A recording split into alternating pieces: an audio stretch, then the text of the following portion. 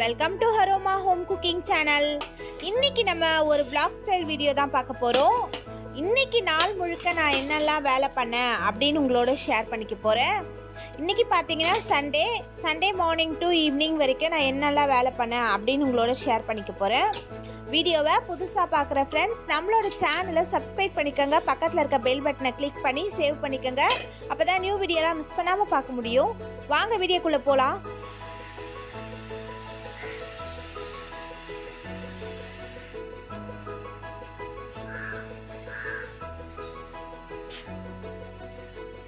இப்போ பார்த்தீங்கன்னா நாங்கள் நைட்டு வந்து வெளியே போயிட்டு வந்த டயர்டில் கொஞ்சம் இங்கே தான் பக்கத்தில் தான் போயிட்டு வந்தோம். அதனால் கொஞ்சம் டயர்டாக இருக்குது அப்படின்னு நான் படுத்துட்டேன்.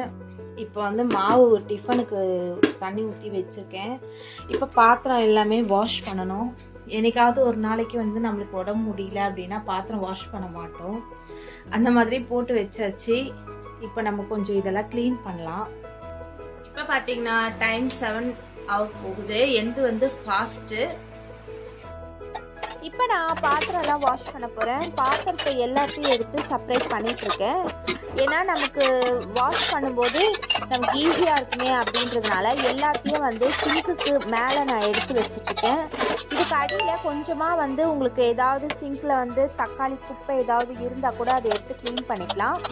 இப்போ சிங்கை வந்து ஒரு தடவை நான் தேய்ச்சி விட்டுக்கிறேன். ஏன்னா நைட்டு ஃபுல்லாக பாத்திரம் வந்து சிங்க்லேயே இருந்ததுனால ஒரு தடவை வாஷ் பண்ணிவிட்டு கையும் நல்லா வாஷ் பண்ணிக்கிறேன். இப்போ இந்த மாதிரி பண்ணுறதுனால உங்களுக்கு தேய்ச்சி போடுறதுக்கு வசதியாக இருக்கும். நீங்கள் தேய்ச்சி மேடை வச்சிங்கன்னா உங்களுக்கு தேய்க்கவும் கஷ்டமாக இருக்கும். இந்த மாதிரி பண்ணும்போது உங்களுக்கு வந்து ஈஸியாக இருக்கும். இப்போ நம்ம எல்லா பாத்திரத்தையும் தேய்ச்சி சிங்க் உள்ளே போட்டுக்கலாம்.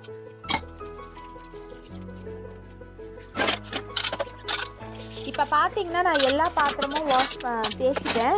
இப்போ நான் வாஷ் பண்ணிட்டுருக்கேன். இந்த மாதிரி பண்ணிங்கன்னா உங்களுக்கு ஈஸியாக இருக்கும். அதுக்காக சொல்கிறேன். இப்போ நம்ம கிச்சன் மேடையும் ஒரு தடவை நல்லா சுத்தமாக தொடச்சிக்கலாம். நைட்டு ஃபுல்லாக இருந்தது அப்படின்றதுனால நான் ஒரு தடவை நல்லா கேஸ் மேடை அதுக்கப்புறம் கேஸ் ஸ்டவ் எல்லாத்தையும் தொடச்சிக்கிறேன்.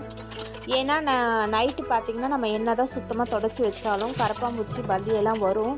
நான் நிறைய ரொட்டீன் வீடியோவில் சொல்லணும்னு நினைப்பேன், ஆனால் மறந்துடுவேன். இப்போ நான் உங்களுக்கு சொல்கிறேன். ஒரு தடவை தொடச்சிட்டு அதுக்கப்புறமா உங்கள் வேலையை வந்து ஆரம்பிங்க. ஏன்னா நமக்கு தெரியாது நம்ம என்ன தான் சுத்தமாக தொடச்சி வச்சுருந்தாலும் நைட்டு வந்து பல்லி கரப்பாம்பூச்சி இதெல்லாம் வரத்துக்கான வாய்ப்பு ஜாஸ்தி. இப்போ நம்ம கிச்சன் மேடையை சுத்தமாக தொடச்சாச்சு. இப்போ நான் வந்து அரிசியெல்லாம் கழுவி வச்சுக்கிறேன். ஊற வச்ச எல்லா அரிசியும் கழுவி வச்சுக்கிட்டோன்னா நமக்கு வந்து மாவு போடுறதுக்கு வசதியாக இருக்கும். அதனால் நான் அரிசி எல்லாத்தையுமே சுத்தமாக வாஷ் பண்ணி வச்சுக்க போகிறேன்.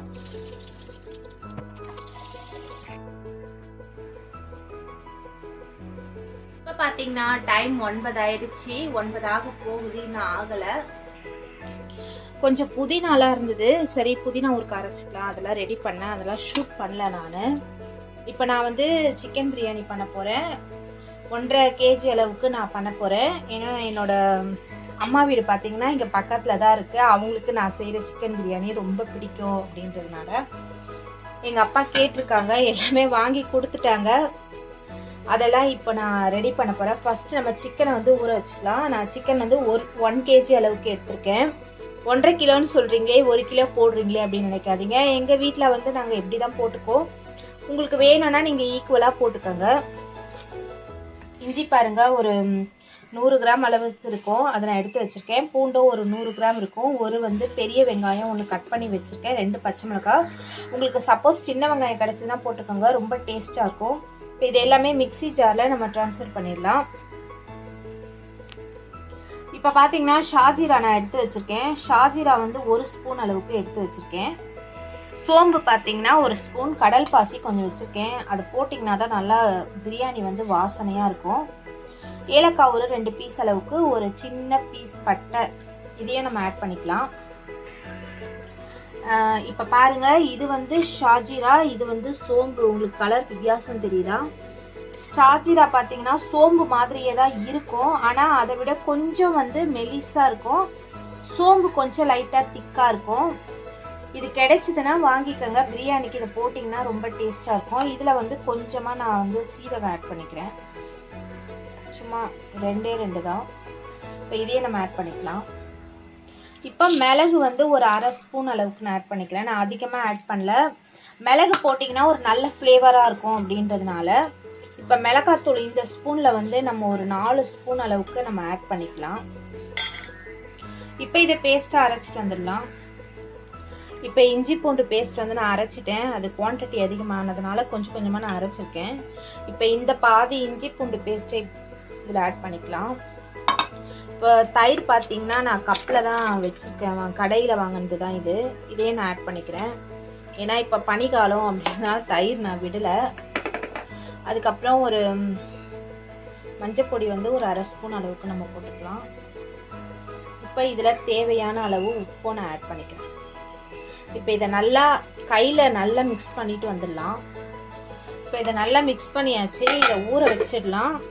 இப்போ நான் என்ன பண்ண போகிறேன்னா வீடெல்லாம் பெருக்கிட்டு மாவு போட போகிறேன். அந்த வேலையை முடிச்சுட்டு மறுபடியும் நம்ம மீட் பண்ணலாம். இப்போ பார்த்தீங்கன்னா வீடெல்லாம் சுத்தமாக பெருக்கி வச்சாச்சு. இந்த பக்கம் மாவும் ஓடிட்டுருக்கு.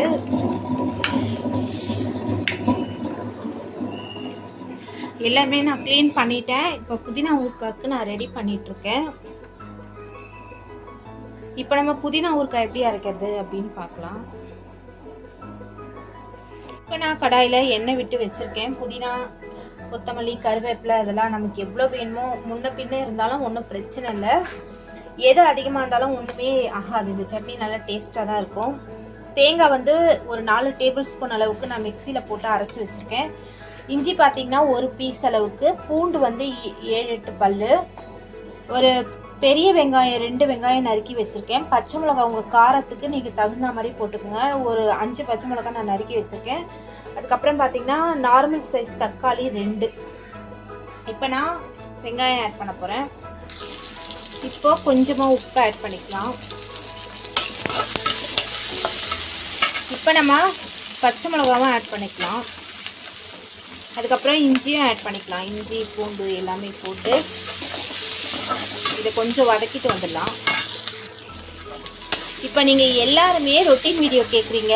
என்னோட ரொட்டீன் எப்பவுமே ஒரே மாதிரி தான் இருக்கும். ஒரே மாதிரி பார்க்குறதுக்கு உங்களுக்கும் போர் அடிக்குமே அப்படின்றதுனால நான் ரொட்டீன் வீடியோ போடுறதில்ல.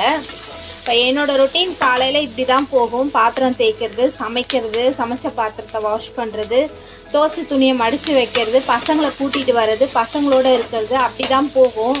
இதையே நீங்கள் தொடர்ந்து பார்த்தீங்கன்னா உங்களுக்கு போர் அடிக்குமே அப்படின்னு தான் நான் ரொட்டீன் வீடியோ போடாமல் இருந்தேன். என்னோடய ரொட்டீன் உங்களுக்கு பிடிச்சிருக்கா அப்படின்னு கமெண்ட் பாக்ஸில் சொல்லுங்கள். ஏன்னு பார்த்தீங்கன்னா நாங்கள் அவ்வளோ வெளியெல்லாம் போக மாட்டோம். எங்களுக்கு டைமும் இருக்காது. என் ஹஸ்பண்ட் வந்து ஈவினிங் தான் வருவாங்க.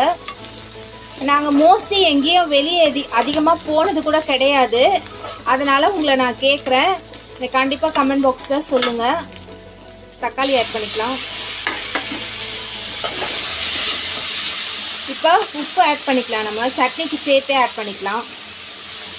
நம்ம இதில் கொஞ்சமாக மஞ்சப்பொடி ஆட் பண்ணிக்கலாம். அப்போ சட்னி பார்த்தீங்கன்னா நல்லா க்ரீன் கலரில் இருக்கும்.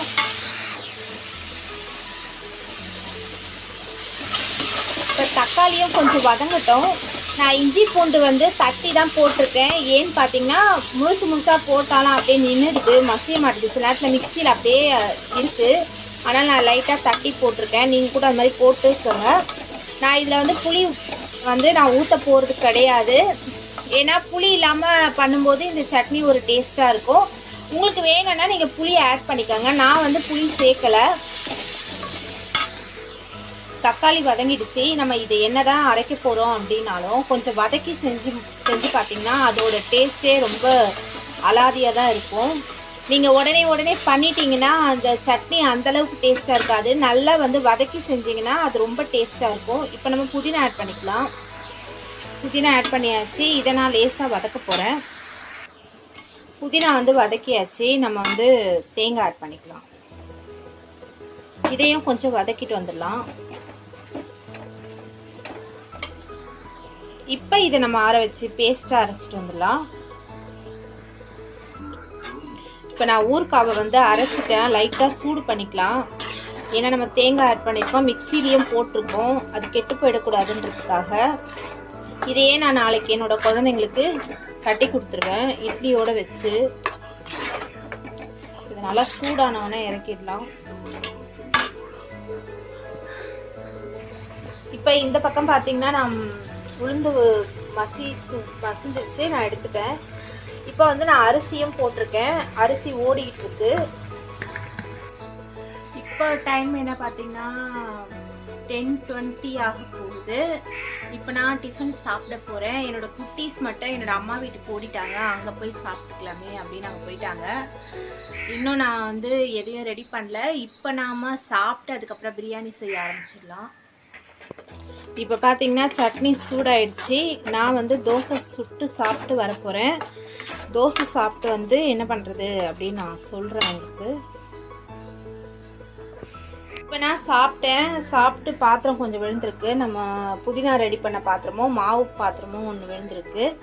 இப்போ நான் கொஞ்சம் கிச்சன் எல்லாம் க்ளீன் பண்ணிவிட்டு நம்ம காலையில் வாஷ் பண்ண பாத்திரம் எல்லாமே நான் ஷெல்ஃபில் வந்து அரேஞ்ச் பண்ணிட்டேன். இப்போ நான் என்ன பண்ண போகிறேன்னா சிக்கன் வேக வைக்க போகிறேன். அதுக்குள்ளே அப்படியே பாத்திரமும் தேய்ச்சிட போகிறேன். அதுக்குள்ளே சிக்கனும் வெந்துடும். சிக்கனும் நல்லா ஊறிடுச்சு, நம்ம பாத்திரத்துக்கு ட்ரான்ஸ்ஃபர் பண்ணிக்கலாம். இப்போ நான் வந்து 7.5 அழாக்கு 7 + அரை அழாக்கு அளந்து வச்சுருக்கேன். 14 கிளாஸ் தண்ணி விடணும். நான் அளந்து வச்சுட்டேன். இப்போ இதில் 3 கிளாஸ் அளவுக்கு இருக்கு தண்ணி. நம்ம தேவையான அளவு மட்டும் விட்டுக்கலாம். சிக்கன் வந்து நான் ஒரு 4 விசில் போட்டு வர போகிறேன்.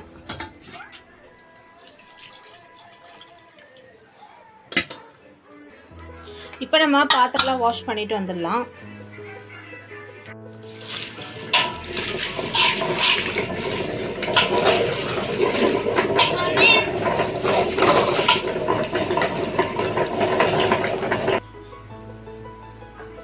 இப்போ பார்த்தீங்கன்னா சிக்கன் வந்து நல்லா வெந்துருச்சு.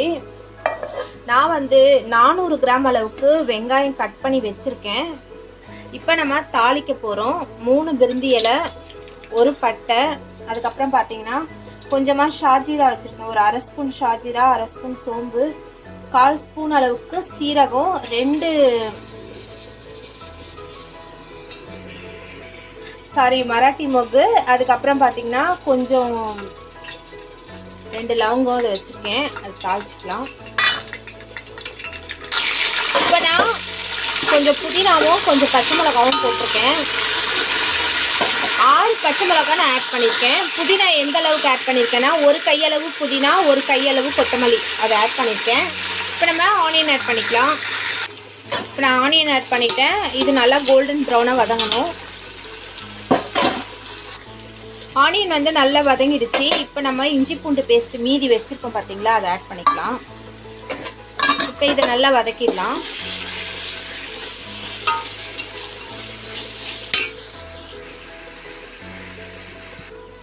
இப்போ நம்ம மஞ்சள் பொடி ஆட் பண்ணிக்கலாம். இப்போ நான் தக்காளி வந்து நறுக்கி வச்சுருக்கேன். இது வந்து 400 கிராம் அளவுக்கு நான் நறுக்கி வச்சுருக்கேன். ஈக்குவலாக தான் நறுக்கியிருக்கேன். நீங்கள் எதை வேணாலும் அதிகம் பண்ணிக்கலாம், டேஸ்ட் வந்து வித்தியாசப்படும். இப்போ நம்ம தக்காளி ஆட் பண்ணிவிட்டு பிரியாணிக்கு தகுந்த அளவு நம்ம உப்பு ஆட் பண்ணிக்கலாம்.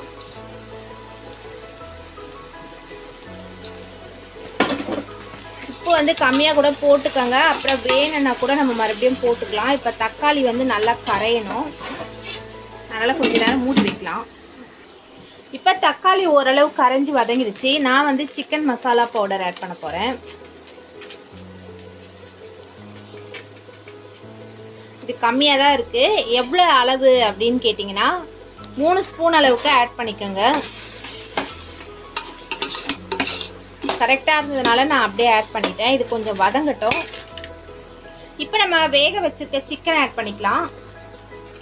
இப்போ நான் சிக்கன் ஆட் பண்ணிட்டேன். இதை வந்து ஒரு 5 நிமிஷம் நல்லா வதக்கிக்கலாம். அரிசி பார்த்தீங்கன்னா நல்லா வாஷ் பண்ணிவிட்டு 20 நிமிஷம் நான் ஊற வச்சேன். 20 நிமிஷம் ஆனதுனால வடிகட்டி வச்சுட்டேன். அப்படியே விட்டிங்கன்னா குழஞ்சிரும். இதை எடுத்து நம்ம அந்த கிரேவியில் ஆட் பண்ணிக்கலாம். இப்போ இதை நம்ம நல்லா வதக்கிக்கலாம்.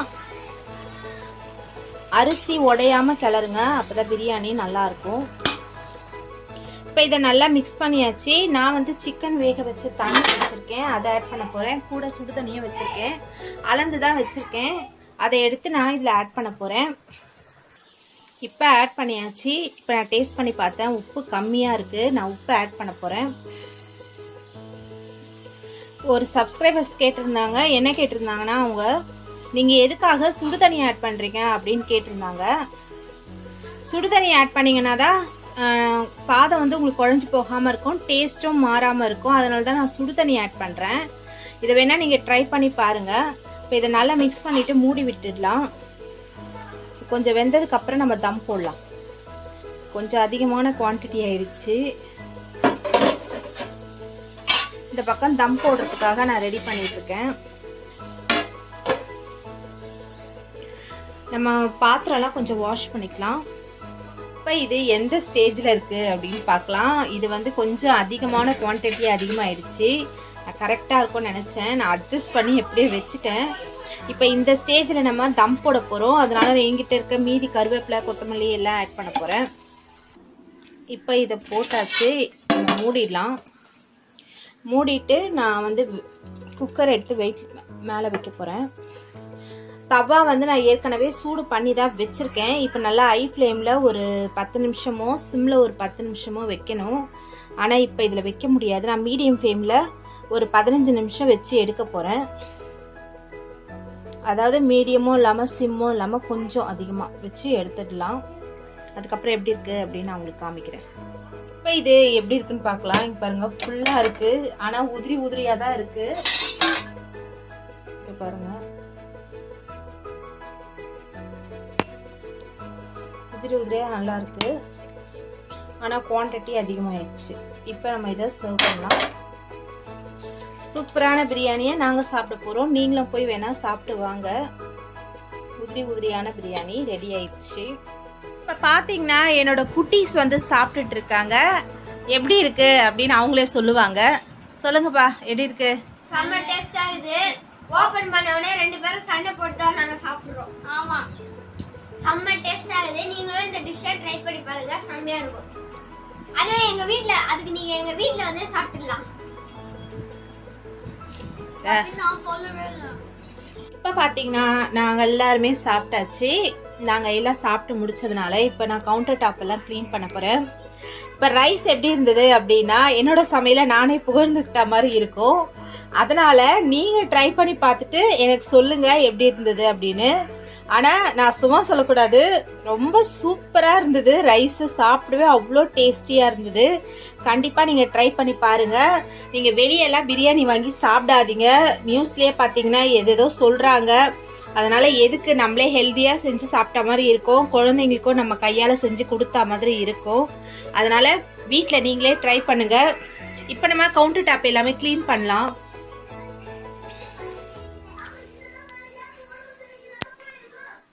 இப்போ டைம் வந்து 3 ஆக போகுது.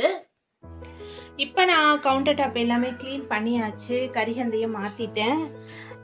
ஏன்னா இப்போதைக்கு நான்வெஜ் செய்கிற வேலை இல்லை அப்படின்றதுனால நைட்டுக்கே சேர்த்து நான் பிரியாணி பண்ணிட்டேன். எங்கள் அப்பா வந்தார். அவரும் சாப்பிட்டுட்டு என்னோட தம்பிக்கும் என்னோட அம்மாவுக்கும் எடுத்துகிட்டு போயிட்டாரு. இப்போ வந்து எல்லா வேலையும் முடிச்சாச்சு. இப்போ நடுவில் வந்து என்னால் டைம் வந்து உங்களுக்கு காட்ட முடியல. சாரி, நான் மறந்துட்டேன். எனக்கு ஞாபகம் இல்லை, அப்படியே மறந்துட்டேன். இப்போ இந்த வேலையெல்லாம் முடிச்சாச்சு. இப்போ துணியெல்லாம் கொஞ்சம் இருக்குது. அதெல்லாம் வெளியிலேருந்து எடுத்துகிட்டு வந்து அதை கொஞ்சம் மடித்து வைக்கணும். இப்போ 4 o'clock ஆகுது டைமு. இப்போ நான் டிகாஷன் வைக்க போகிறேன். டிகாஷன் வந்து காலி ஆயிடுச்சு. இன்னும் வந்து என்னோட ஹஸ்பண்ட் வந்து சாப்பிடல. அவங்க இப்போ தான் வந்தாங்க. மரத்துலேருந்து தேங்காய்லாம் விழுந்ததுனால அந்த தேங்காவையெல்லாம் பறிச்சிட்டு இருக்காங்க. சாரி, அந்த தேங்காயில் இருக்க மட்டையெல்லாம் எடுத்துட்டு இருக்காங்க.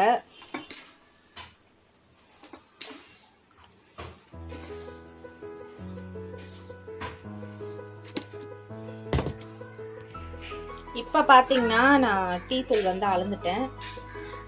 8 கரண்டி அளவுக்கு நான் இதில் போட்டிருக்கேன். இந்த டீ தூள் பார்த்தீங்க, இந்த டிகாஷன் பார்த்தீங்கன்னா நாளைக்கு ஈவினிங் வரைக்கும் நாங்கள் வச்சுக்குவோம்.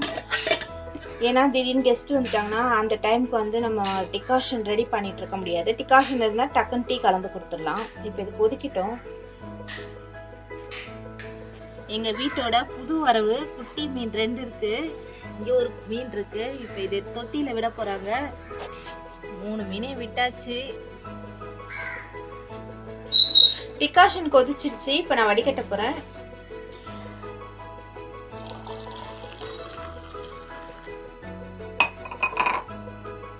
நாங்க டீ சாப்பிட போறோம். நீங்களும் போய் சாப்பிட்டு வாங்க. பாய். நீங்களும் போய் டீ சாப்பிட்டு வாங்க. இந்த வீடியோ உங்களுக்கு பிடிச்சிருக்கும் அப்படின்னு நான் நினைக்கிறேன். இந்த வீடியோ உங்களுக்கு பிடிச்சிருந்ததுன்னா லைக் பண்ணுங்க, உங்க ஃப்ரெண்ட்ஸ்க்கும் ரிலேஷனுக்கும் ஷேர் பண்ணுங்க. இன்னும் ஒரு யூஸ்ஃபுல்லான வீடியோல நான் உங்களை சந்திக்கிறேன். தேங்க்ஸ் ஃபார் வாட்சிங். தேங்க்யூ.